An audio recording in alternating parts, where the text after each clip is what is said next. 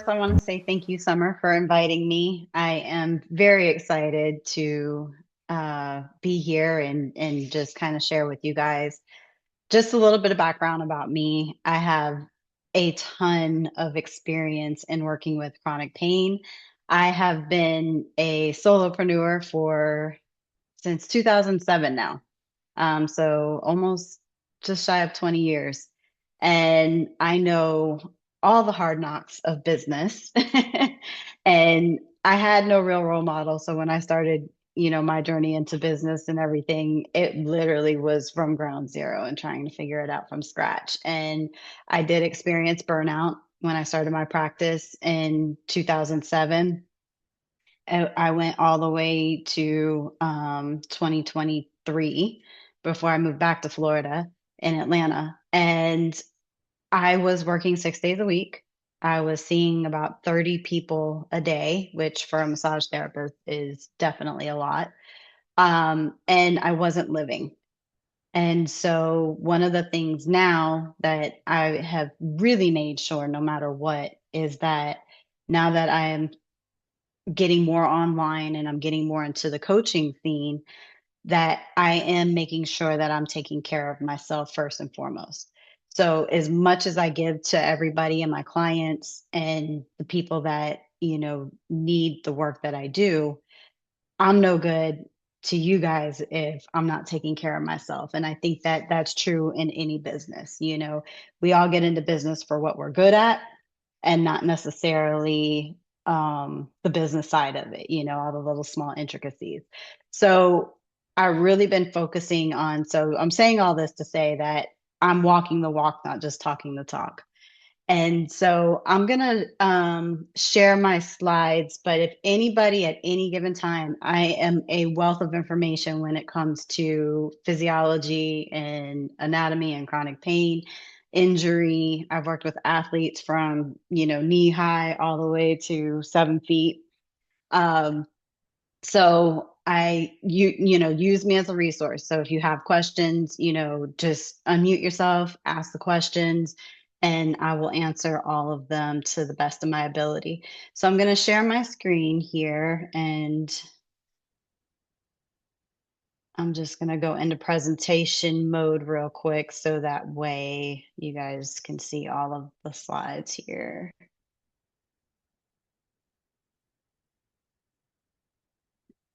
And there we go. All right. Can everybody see? Just give me a thumbs up. Okay.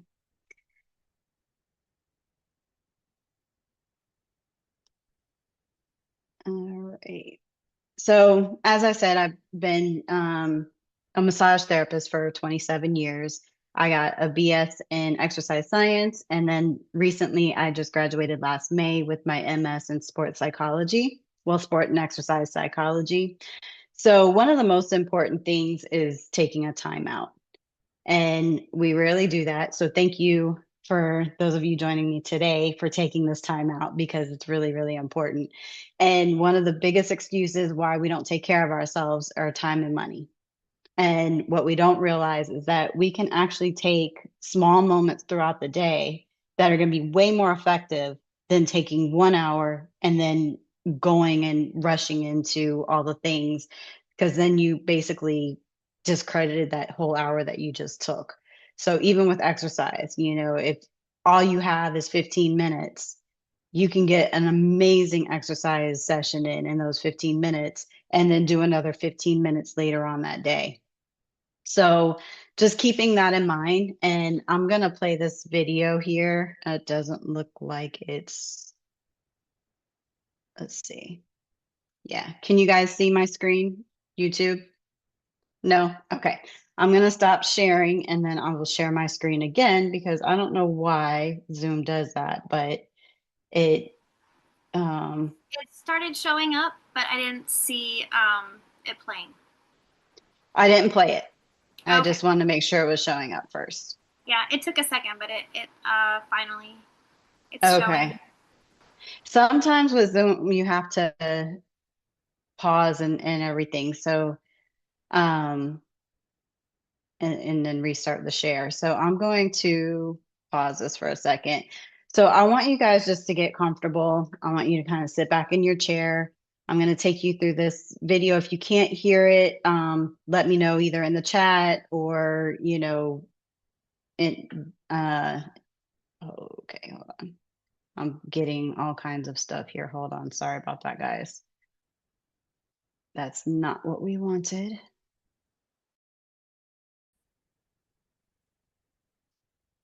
All right. So just let me know if there's any issues with the video. But we're just going to go through this and I want you guys just to listen, follow the prompts, breathe in, and just take this moment before we dive into the information.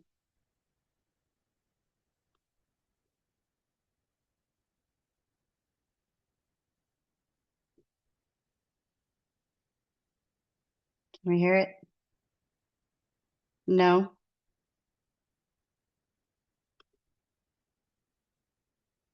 Why can't? Oh, you know what? Hold on one sec. Let me try this.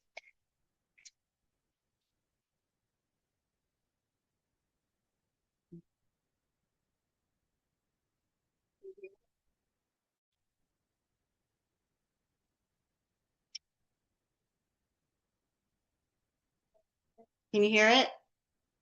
No? All right. Well, we're going to skip that then. And I will just take you guys through a meditation real quick on my own work. I don't know why YouTube hasn't been working for me lately. So sorry about that, guys. So let's just go ahead and try this again. Rewind. I want you guys to sit back, take a deep breath. You can gently close your eyes. When you breathe in, I want you to breathe down into the belly, expanding the belly, holding the breath at the top, and then releasing the belly all the way down. So, ready? Here we go. Deep breath in through the nose, expanding the belly, hold the breath, and then exhale through the mouth. As you inhale again, I want you just to feel your body relaxing into the chair even more. Shoulders coming down, eyes closing lighter, and breathe out. I want you guys to just go through each part of your body. We're going to start at the toes. And I want you can either tell your body how good you feel or just take notice of what you feel inside your body right now. So, starting with your toes, just wiggle your toes, continue to breathe normally in and out, and see if you have any restriction. Are there any restriction in the feet, in the heels? Feel your feet grounded to the floor. And as we wiggle the toes, we're going to move up into the ankles. Do little circles with the ankles. Allow the ankles to move freely. Let them feel loose. Coming up into the calf. All the tightness dissipating. All the tension from walking around, carrying your body, all the hard work. Coming all the way up into your legs.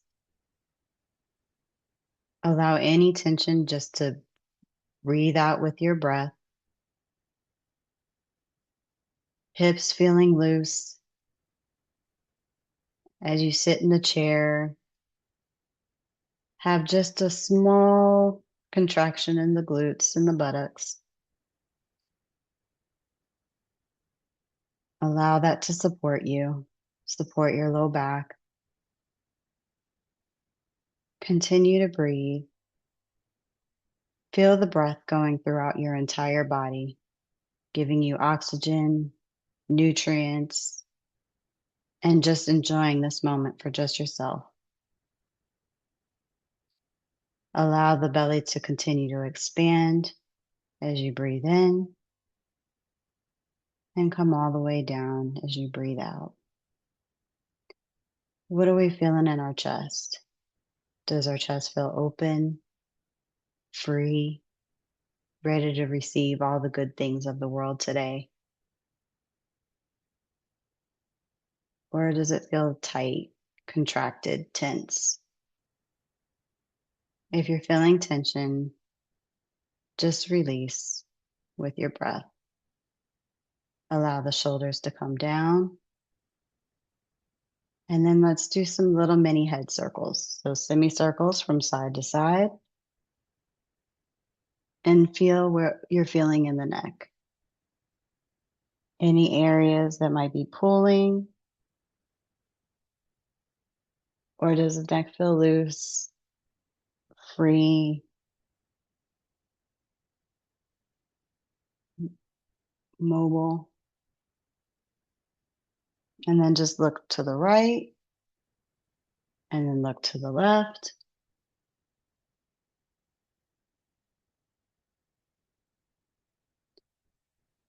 And then we're going to take one last big breath in, expanding the belly.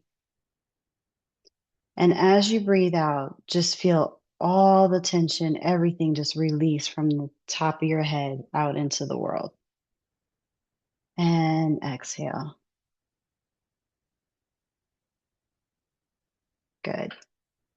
So with that, I want you guys in the chat, or you can, come off of mute. I want you to tell me how you were feeling before we started and then how you're feeling now.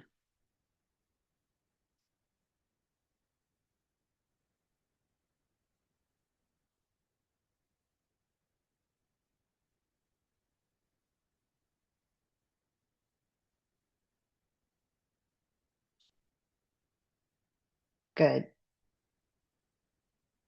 So that was only a couple minutes of your time.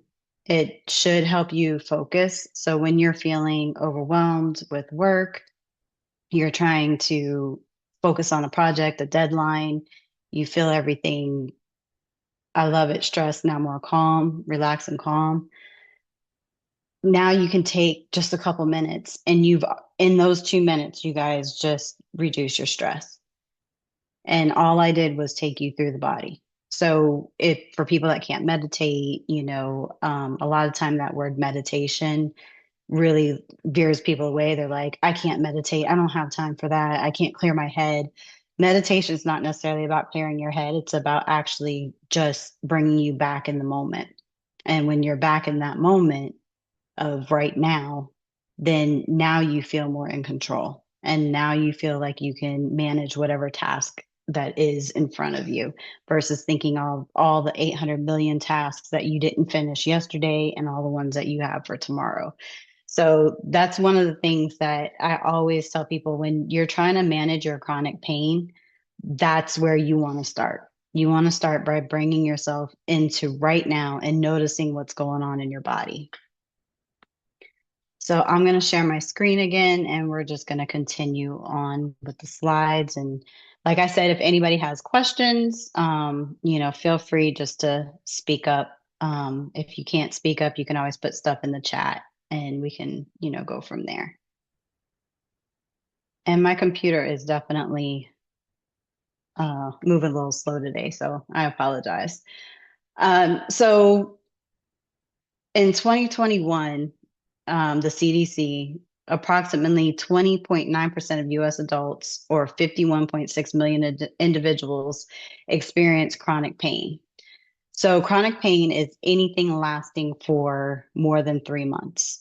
And that doesn't mean severe, right? So, a lot of times, maybe we wake up with stiffness in our neck one day, and here we are 3 months later, that stiffness is still there, but now we have adapted, we ignore it, we keep moving, but now our range of motion is limited. That is considered chronic, but it doesn't mean that you're in severe pain. It's not an autoimmune disorder. It's not a disease. It's not something that, you need to go see the doctor for. Although pain is one of the top reasons. I want to say low back pain is the second reason why people go to their doctor. So really recognizing like what your body is trying to say to you. And I always use the example of an alarm system. How many of you guys are snoozers? Because I know I am. I hit the snooze button every morning. I'm like, no, just 5 more minutes. So how many of us are actually hitting the snooze button on our pain? We know I got this to do. I don't have time for this. And then it starts to escalate where it does become more severe. So really taking a moment and just recognizing that this is prevalent. You can see right here, um, 17.1 million adults suffer from high impact chronic pain. That's huge, so you're not alone if you are suffering from severe. And then here we are, women, us as women, we have more chronic pain than men. Why is that? Well, one, we're more likely to go to the doctor, hormone imbalances, how we perceive pain. So the emotional, physical aspect, we're emotional beings. So we love to I always joke around and say that we like to stuff everything in our pockets, which are our hips, right? We just put all our stuff down there. Um, you know, Childhood trauma, stress from the business, the ex-boyfriend from years ago, whatever, we stuff it all in our bodies. And autoimmune disorders are higher prevalence in women. And I believe this is not scientific, this is just my belief, but I believe that it has something to do with that emotional response that, we have and how we're built. And then our anatomical differences, guys are very straight, right? We're very curvy. So that actually puts more pressure on our joints. And then our hormones, too, for childbearing and everything else, allow our hips to spread and mobilize, and, as to where men are very immobile and flexible. So it's a gift and a curse, at the same time. So, yes, we're more mobile, we're more flexible, we're built that way, but without knowing how to take care of your body properly, it can also be a source of chronic pain. And Summer, if there's any questions, because I can't see the chat right exactly, it's not up, just kind of, wave your hand at me or something.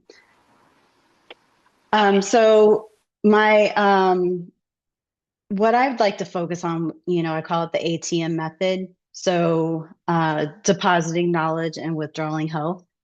And so it's awareness, technique, and maintenance. And the biggest one that I harp on the most is awareness.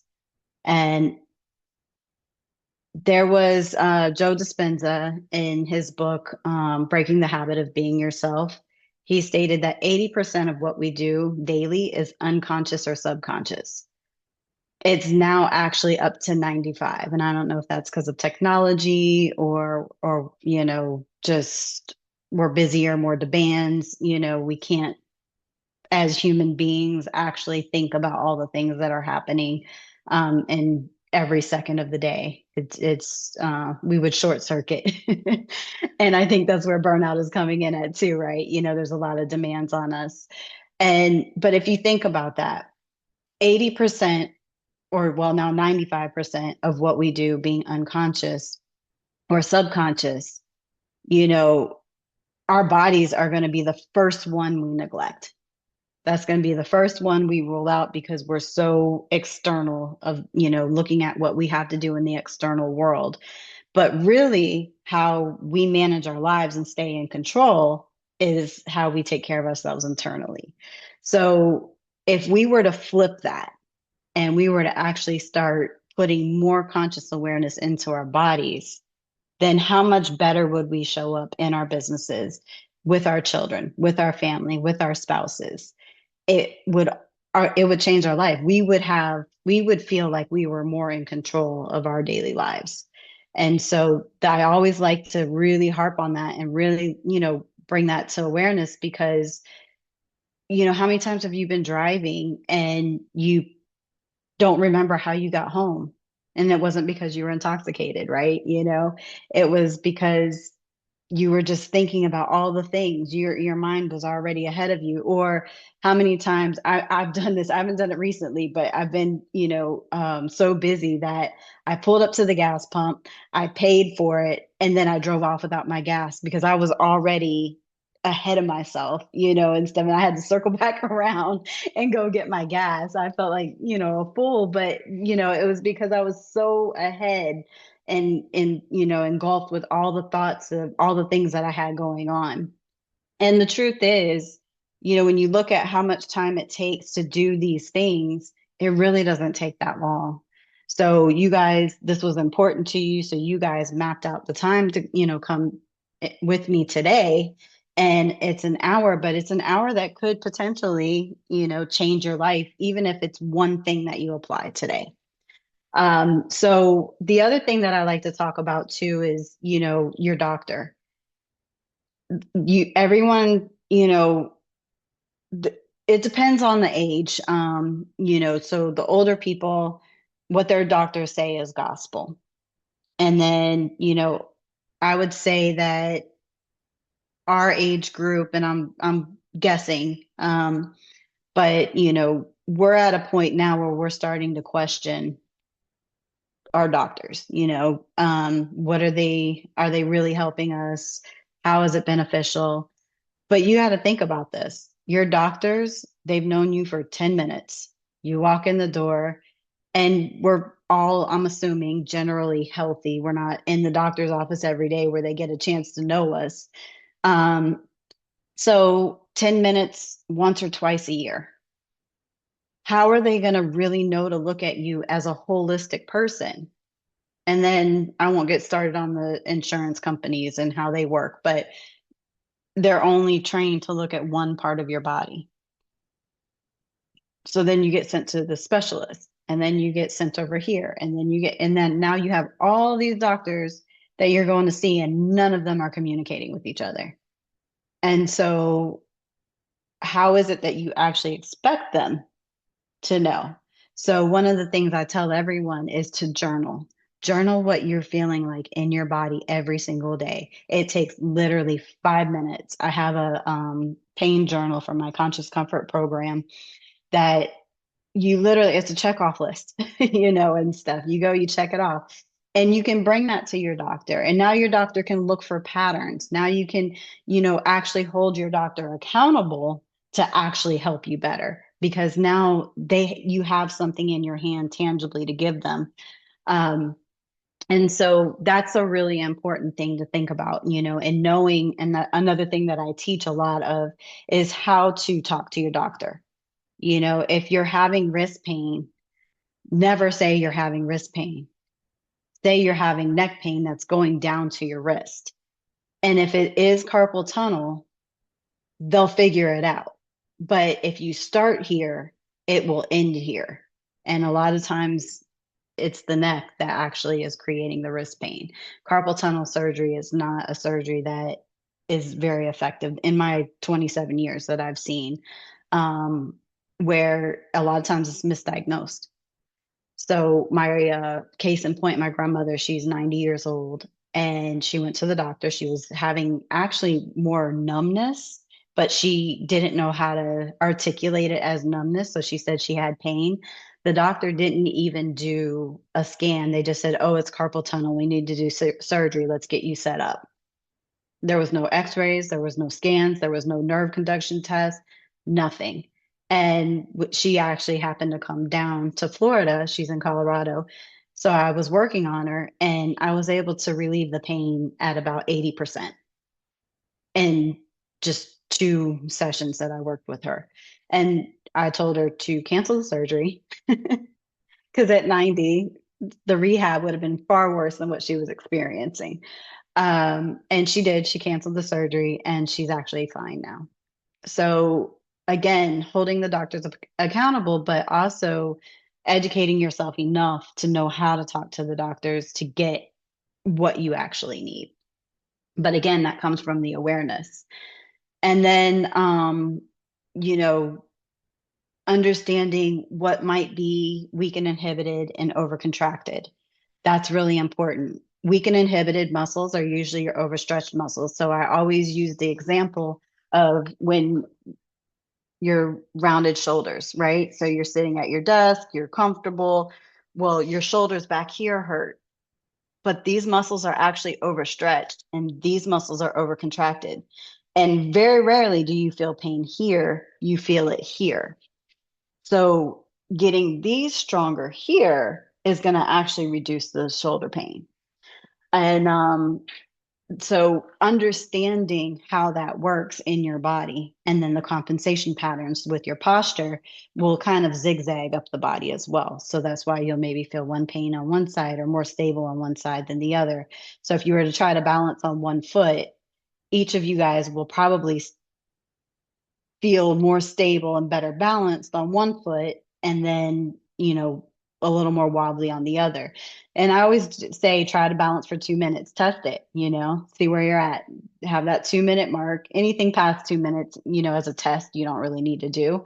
But stand on one foot and see how your balance is, see how long you can do it, and then stand on the other foot and see how long you can do it. And that will give you a lot of insight into your body and what's happening and where your compensation. You might be rotated in the hips, which is going to reduce your balance in one side and actually stabilize you in the other. So moving on from that, any questions? Okay. I like to go over these posture photos and everything, and I talk about here the 42-pound head. So for the average human head, it weighs about 12 pounds. And for every inch forward, it weighs an additional 10 pounds. So these muscles here in the back actually have to hold up that head. So if you're just 4 inches forward, your head is now 42 pounds. Oh, I didn't mean to do that. Sorry, guys. And then our bodies are going to automatically adjust themselves. So when you're forward, if your head was to stay down like this, you would just tumble over. So what do? We bring our head up here.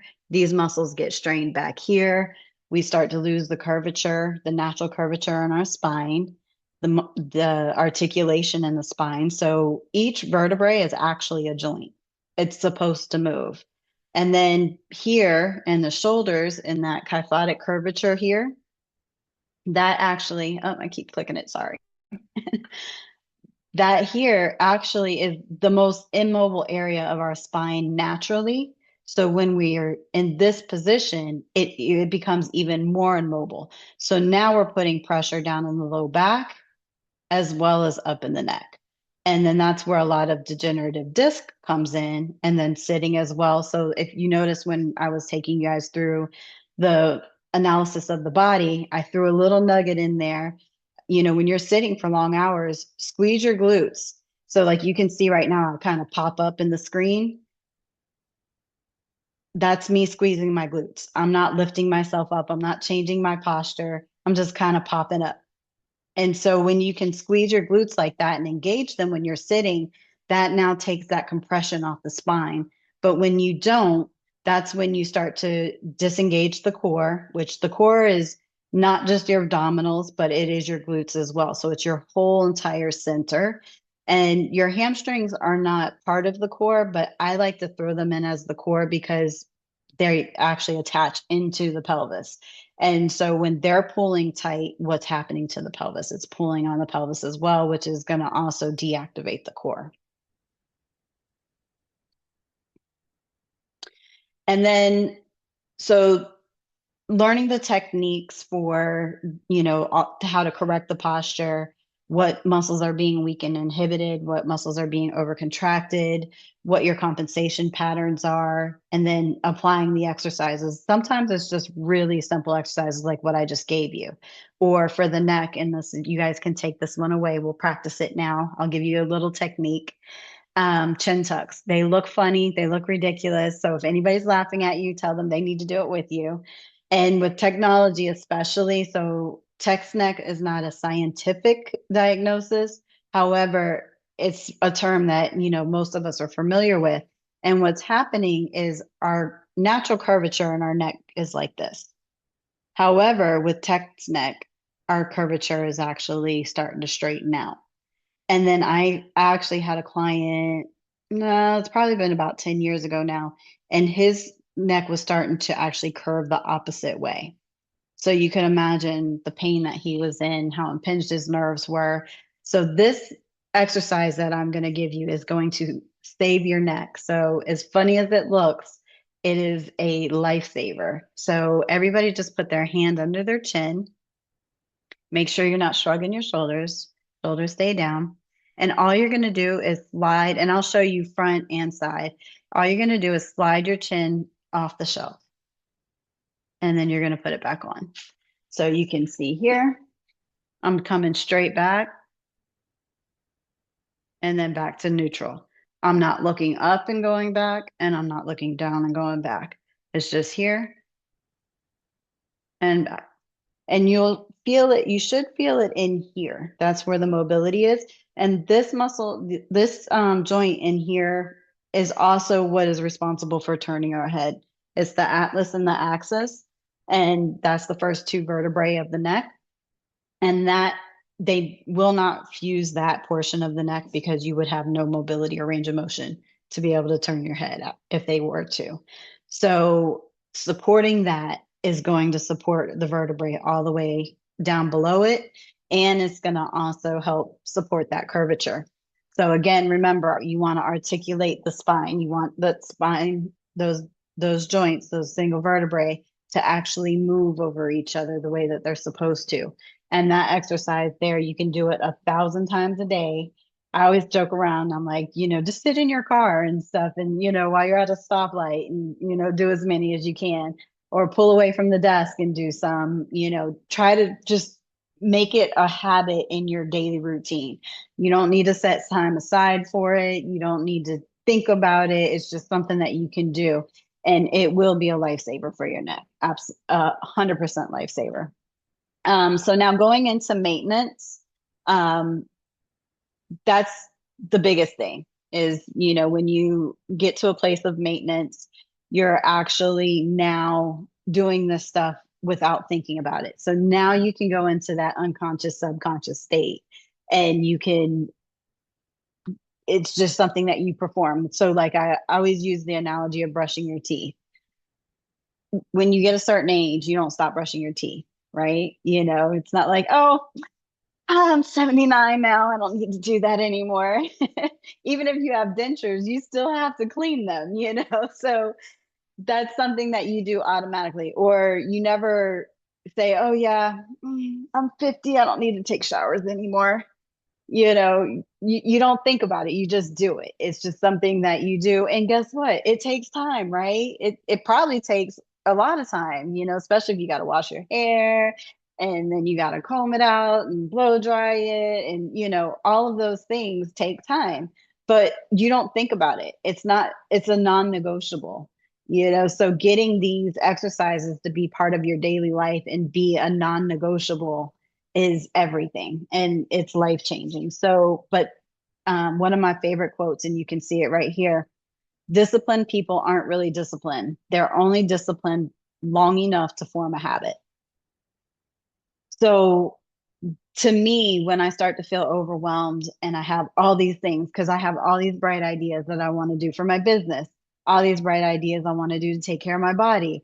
And, I'm 47, so I'm starting to see things in areas that I never seen before. And I was like, okay, where's my skin going? I'm melting.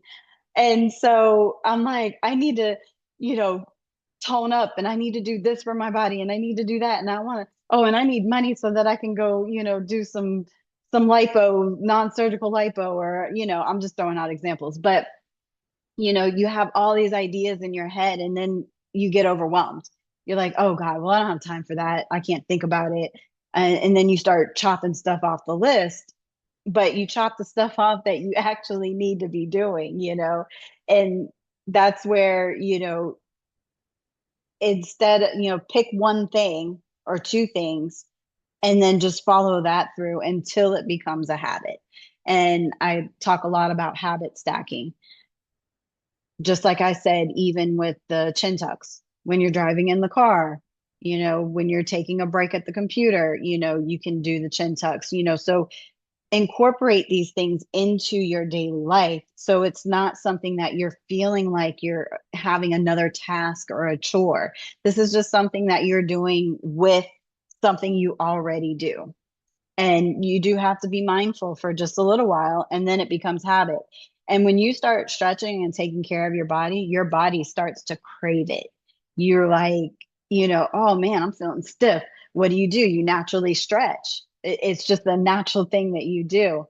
So that would be the habit. That would be, your nervous system says, hey, we haven't moved in a while. And last month we were moving all over the place. So what's going on? And then, so therefore, you naturally, without thinking about it, you're like, oh, I got to get up and walk around. So, um, those little things are going to change that low level chronic pain for sure. And it'll start to dissipate the more severe chronic pain. Um, is anybody dealing with severe chronic pain or, low chronic pain? If you want to put it in the chat or just even speak on it, I can, definitely address some of those things and give you a couple little tips if you like. So you see, I talked about the habit stacking, kind of getting ahead of myself. Summer? Oh no, I was gonna say I do, but that I have scoliosis and I have cervical spine issues. So like what I've realized is the longer I sit at a computer or a desk, the worse these things have gotten. So a lot of the things that you've talked about, I'm like, yep, yep, yep. Check, check. Well, so also too with scoliosis, that's not something that you can change, right? But to decrease the progression of it, you can start to move in the opposite way. So a lot of people, and this is people without, scoliosis or, diagnosed scoliosis. We have a dominant side, and so we naturally will turn, that way. And so if you notice, so if everybody wants to do this with me, you can, but putting your arms straight out in front and then follow with your head and then look and see as far as you can go and then go to the other side and look and see as far as you can go and take note which side was more restricted, and that's the side that you need to start working. That's the side that you need to start, rotating to, and being really mindful and intentional about, because that's what's going to make a difference for you. um I thought I seen a question come up in the Heather chat. Heather said that she suffers from arthritis and sorry if I'm not saying this right, lymphedema. Lymphedema. Okay. So both of those are one of the things that, inflammation, and I don't go too much into inflammation today, but, we can definitely set up a call where we can talk more about it. But the food we eat, stress, even exercise is all inflammatory. Alcohol is inflammatory. Um, Sitting for long periods of time, believe it or not, is inflammatory, because the more we move and circulate the blood through our bodies, the less inflammation that we'll have. And then also to staying hydrated.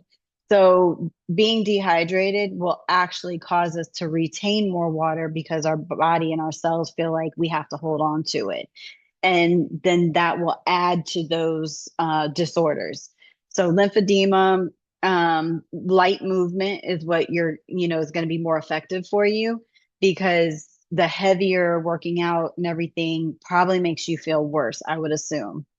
So I don't know what your activity level is or anything, but a lot of mobility work. That's where, for you, you're going to find the most relief. And then arthritis, heat helps a lot, moist heat, because that's going to, help kind of penetrate a little bit deeper, open up those blood vessels. And, it doesn't necessarily push the inflammation out, but it helps to just kind of take some of that pressure off.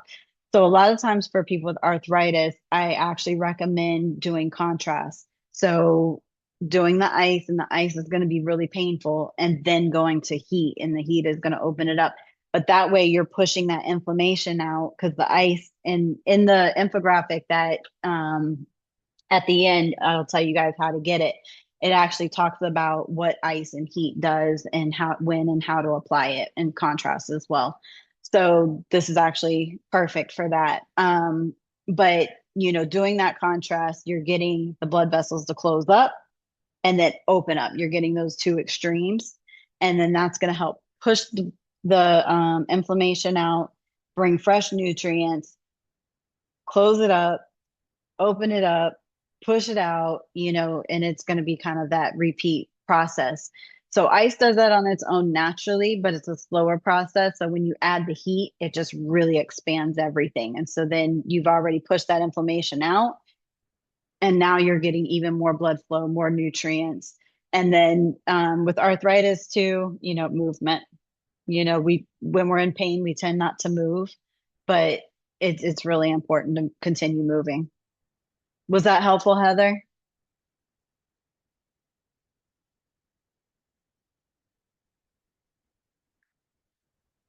So I'm gonna continue talking, but just chime in if there's another question or anything.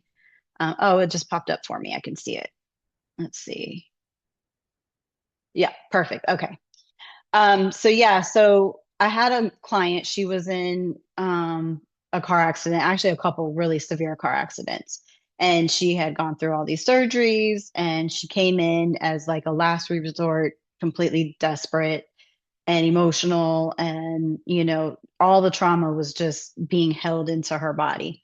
And I worked on only her neck because, I mean, as you can imagine, she had so much going on and she was in constant fight or flight because not only because of the trauma from the accident itself, but the trauma from the pain and the trauma from the surgeries. And then the emotional piece of, I'll never be the same again. I'm just going to be this way for the rest of my life. And what's going to happen to me when I get older? And, just all of those emotions that go along with that. So I only worked on her neck and I had her do the breathing like I did with you guys, but I had her picture her favorite color and her least favorite color. And when she would breathe in, she would breathe in the favorite color and picture it going throughout her body to those pain points. And when she would breathe out, she would breathe out her least favorite color, and that was the pain. And so once she could visualize her favorite color in all those areas and no longer the pain, that's when we kind of would move on to the next area. And I only worked on her upper body, shoulders and neck. That was it. She was face up for an entire hour. And when she got off the table, she actually felt no pain in her back, and I never touched it. So that just kind of is a perfect example to show you how trauma, stress, all of that manifests in our bodies. So ask yourself where you are right now. So the trans-theoretical model is used for exercise a lot, but oftentimes we're in that pre-contemplation stage where we want to take an action, but we just don't know how. We just don't know what the next step is, or we feel overwhelmed, and so we're always thinking about it, but we never get to that contemplation stage where we like, okay, decided. So that's the, New Year's resolutions, right? Like, okay, I'm doing this. Now you got to stay in it, right? So now you're preparing for it. Okay, I said I'm doing it. I've made the decision and now I have to prepare myself for it. And I always like to talk about that preparation stage because this is the difference between taking that action and staying in that action or taking that action and then coming right back up to pre-contemplation. So a lot of times what happens is we'll come here to action and then we'll go back to pre-contemplation and we'll go take the action. And you probably even do this in your business, right? You're like, okay, taking the action. I'm ready to go. I'm going to do 10 social media posts. And then you're like, yeah, no, I don't really feel like it today. Oh, my face, my bags under the eyes, or I don't know what to say. Or, you start to come up with excuses of the why not. So that preparation stage is really, really important. You need to understand what exercises are helpful to you, what exercises are harmful to you. How are you getting to that stage of, are you warming up properly? Are you, setting up your schedule? How are you managing your time? All of these things will create that action. And then you'll get up here, and then you'll get into that maintenance stage. And then this maintenance stage lasts for a good little while, and then you can go into the relapse, which we don't want to do. We don't want to relapse into pre-contemplation. So this is something you always have to go back to preparation. So just like we prepare for our week, we need to prepare our bodies, we need to prepare our minds. And all of that is going to help keep us in a healthier state. And that doesn't mean that if you fall back between here and here, or you fall back from here to here, it's all okay. Don't be so hard on yourself or beat yourself up. But just know that really preparing yourself and, getting that knowledge, like hopefully some of the knowledge that I shared with you today will help better prepare you for, knowing what you need to do for tomorrow. So I spoke a little bit about it. I'm just gonna kind of give you guys a synopsis of it, just so that you have a little bit of information. By no means, there's no pressure. If you want to know more information about it, you guys will have my contact info, and we can talk more about it. We can set up a call if you guys want to work with me individually. I am here in South Florida. I do online calls and all of that good stuff. And we have just a couple minutes, so I'm not going to go too deep into it. But this Conscious Comfort, it's an online program, and it actually helps prepare you for all of the things. So it goes into the awareness, it goes into the technique, it goes into maintenance, and it has a whole exercise library. I get on and do live calls as well during the program. You have the program for a year, and then you'll have me for 6 weeks, and then also you'll be a part of the community. So you'll have more resources throughout that year and everything else. So if you're interested, by all means, let me know and I will get that to you. And then Summer, I don't know if you can put the link in the chat for their free gift, the infographic. You guys can just click on the link in the chat, and then you can download that infographic, and that will give you acute and chronic pain, what the differences are, and what steps you can take for those, as well as the ice and the heat and the contrast, and when to use it, what's happening in the body. It's actually a really good tool. It's something that you can, kind of grab quickly, look at it. So if you suffer an injury or if you're having chronic pain, you can kind of look at it and be like, okay, so what are the steps? What do I need to do? And it'll kind of be a just quick little tip guide for you. Um, any questions before we go? We have about 4 minutes left. I know I kind of went off on some tangents and went a little bit over for, to not give you guys a lot of question and answer time, but let me know if you have anything that I can help you with today. And again, like I said, you'll have my information, so feel free to reach out to me. Awesome. If anyone has any questions, just put it in the chat or unmute and let me know. And if no one has any questions, just to let you guys know, we are going to send a recap email. We're going to take this session and put it on YouTube and send you the link so you can review things if you'd like to. And any of the materials that she's talked about that you would need links to, I'm going to include that in the recap email as well, and contact information, all that good stuff. And if you are local to the South Florida area or to Fort Lauderdale, we do networking events twice a month. So if you guys are looking for a community to meet, people like, Julie, and you'll probably even see Julie at some of these events, and you just want to connect with other women in business, then definitely come and check us out. And let's see. Awesome. Thank you. But yeah, so thank you guys so much for coming and doing this with us on a Monday. Julie, thank you so much. This information I've Absolutely. already yes, it was very informative. So I'm looking forward to getting this up on YouTube so you guys can have this and sending out the information. And also, just so you know, if you liked this is kind of an introduction to her full workshop that we are going to be doing in person in March. So we're going to be putting that information out there shortly. So if that's something that you're interested in, definitely check out the website, roseandhustle.com. We'll be putting the information out there once we pin down the location and all that good stuff, but that will be in March. And if there's Yeah, and anything, I also have a guide that when you come to that workshop, you'll actually have a more extensive guide that takes you through a 7-day blueprint of all the things that you should do. So it goes over that pain journal that I was speaking about. It goes over sleep. It goes over breathing techniques. And it gives you, a couple little exercises that you can do.